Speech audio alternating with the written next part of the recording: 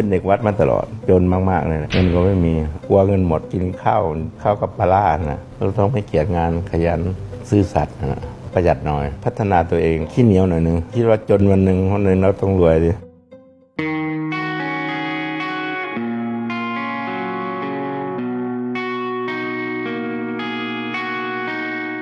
ทราบมาว่าท่านเนี่ยทำธุรกิจสร้างตัวเองตั้งแต่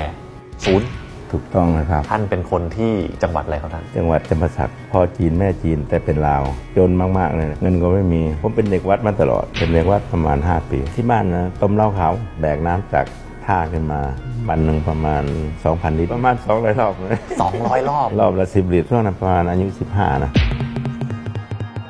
นุ่งกางเกงตัวเดียวนั่นนะเสื้อก็ตัวเดียวมีเสื้อตัวเดียวเกงตัวเดียวนุ่ง2 วันซักเอาหมอนรีดเอารีดไม่มีสมัยนั้นเอาหมอนรีดชีวิตเริ่มต้นจากศูนย์วันที่เริ่มต้นเลยท่านธุรกิจแรกที่เริ่มต้นเนี่ยอายุเท่าไหร่ครับท่านเริ่มต้น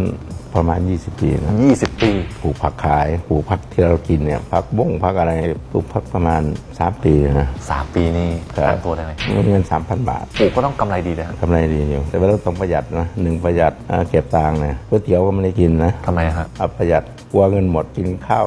วกับปลาร้านะกินข้าวกับปลาร้าแล้วก็ผักของเราผักของเรานี่นะฮะเริ่มต้นสร้างเนื้อสร้างตัวนะฮะเริ่มต้นคือใช้แรงทำงานขยันสำคัญที่สุดท่านบอกว่าต้องประหยัด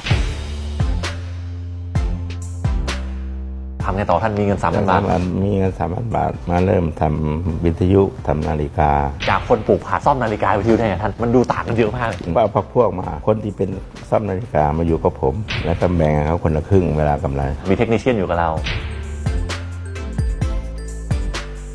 ก็มีเงินประมาณ 30,000 บาทพอดีซื้อร้านทองเขาร้านทองพวกคนจีนอพยพนะเป็นเจ้าของร้านทองเป็นเจ้าของร้านทองตั้งตัวได้ท่านตั้งตัวได้นะ30 ล้านมาทำร้านทองแล้วก็ทำไม้ไปด้วยทำลงเรื่อยมันนะลงเรื่อยนี่ดีกว่าทองดีกว่าทองลงเรื่อยนี่เพราะทำไม้ด้วยเนี่ยไม้ไปขายเป็นซุงเนี่ย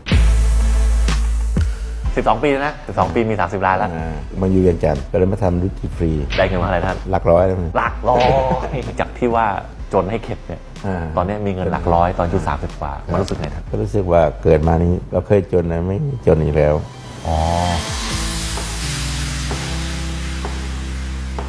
เหตุผลใดท่านประธานถึงเริ่มมาทำธนาคาร ST Bank นะครับหลังจากมีเงินแล้วใช่ไหมเราไม่จะไปฝากเขากินคิดว่าทำเองไม่ดีเหรอ10 ปีที่แล้วคิดอย่างนี้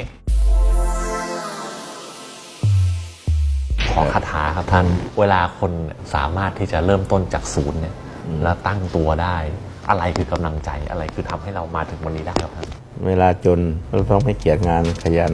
ซื่อสัตย์นะประหยัดหน่อยพัฒนาตัวเองให้เพื่อนเชื่อถือเนี่ยสำคัญขี้เหนียวหน่อยนึงคิดว่าจนวันหนึ่งเราต้องรวยดิ